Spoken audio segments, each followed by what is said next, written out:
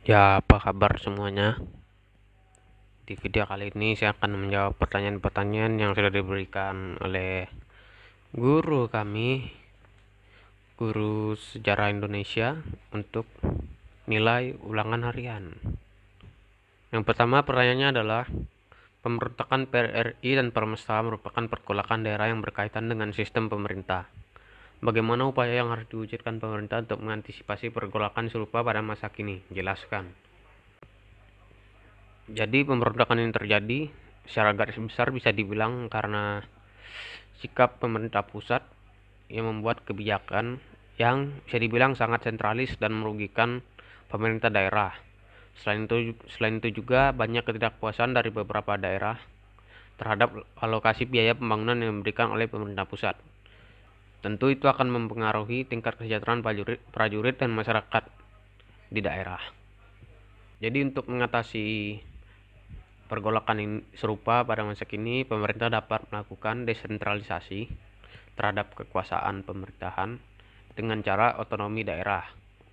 Dengan otonomi daerah, pemerintah daerah dapat melaksanakan dan membangun daerah mereka dengan sistem mereka sendiri sesuai dengan lingkungan dari daerah tersebut, tetapi juga tidak terlepas dari kontrol dari pemerintah pusat. Dan alokasi biaya pembangunan untuk setiap daerah harusnya juga dibagi sama rata dan tidak memihak. Pertanyaan selanjutnya adalah, pilihlah salah satu tokoh lalu jelaskan peran tokoh tersebut dalam upaya menjaga integrasi bangsa dan teladan baik dari tokoh tersebut. Jadi tokoh yang saya pilih adalah Abdurrahman Wahid, Presiden keempat Indonesia, atau yang biasa disapa dengan nama Gus Dur. Jadi peran dan teladan tokoh Gus Dur ini, yang pertama adalah jadikan tahun baru Imlek hari libur. Memang tahun baru Imlek ini pertama dilarang adalah saat masa kolonial Belanda. Kemudian saat penjajahan Jepang sampai masa pemerintahan Presiden Soekarno, Imlek itu sudah boleh dirayakan. Namun setelah masa Orde Baru, perayaan Imlek ini mulai dibatasi, walaupun sama sekali tidak dilarang. Hal ini sesuai instruksi Presiden, Inpres nomor 14 tahun 1967. Namun walau dikatakan tidak dilarang, secara tidak langsung isi dari instruksi Presiden ini adalah diskriminasi terhadap ras Tionghoa yang ada di Indonesia. Dan Gus Dur adalah presiden yang mencabut Inpres tersebut dan menjadikan Imlek sebagai hari libur fakultatif. Jadi bisa dibilang peran Presiden Gus Dur di sini sangatlah besar, terutama bagi masyarakat Tionghoa. Selain perayaan Imlek tadi, Gus Dur juga menjadikan Konghucu sebagai agama yang diakui di Indonesia. Di era Gus Dur, jumlah agama yang diakui di Indonesia berubah dari 5 menjadi 6, yaitu tambahan 1 Konghucu. Memang sebelumnya Konghucu bisa dibilang belum diakui, dan hak-hak mereka sebagai warga negara Indonesia, terutama karena agamanya itu tidak diakui. Nah, itu juga merupakan salah satu bayang-bayang dari Impres nomor 14 tahun 1967 di masa Orde Baru yang sebelumnya saya sebutkan. Nah, jadi dengan pengakuan agama Konghucu ini adalah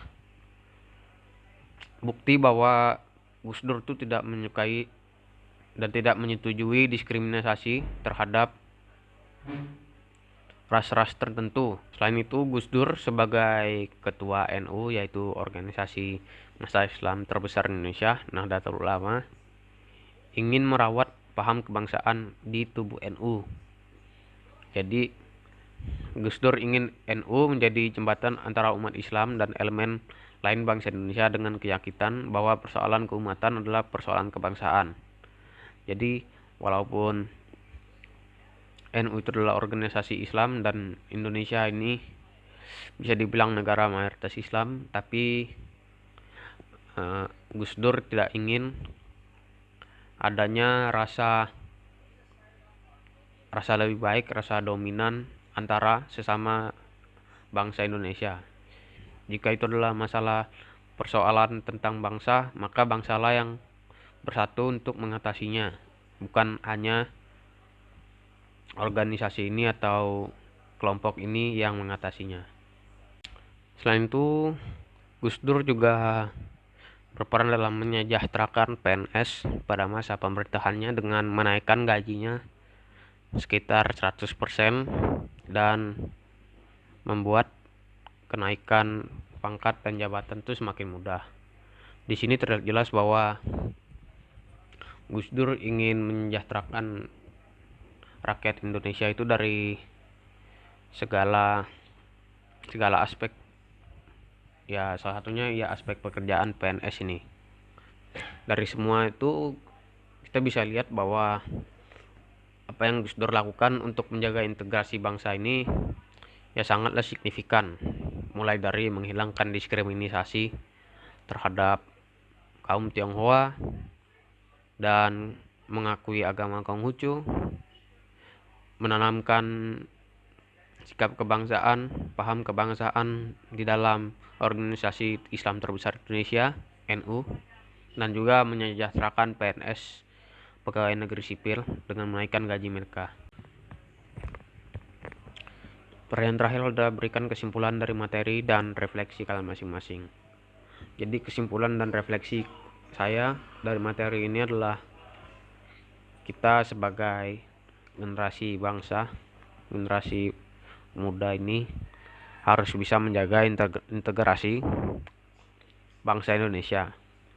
Apalagi di masa sekarang kita sudah terkena dampak arus globalisasi,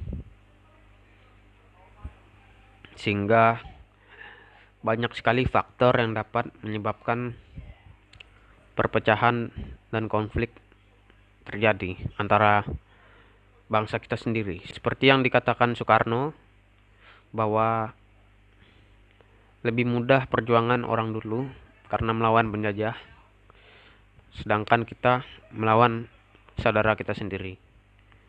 Dari situ kita bisa berefleksi bahwa kita harus menanamkan rasa kekeluargaan dan juga rasa nasionalisme dalam diri kita sendiri, sehingga kita mempunyai satu tujuan dan satu kesatuan untuk tetap menjaga Indonesia dan memajukan Indonesia sebagai satu bangsa, yaitu bangsa Indonesia. Sekian dari saya, terima kasih.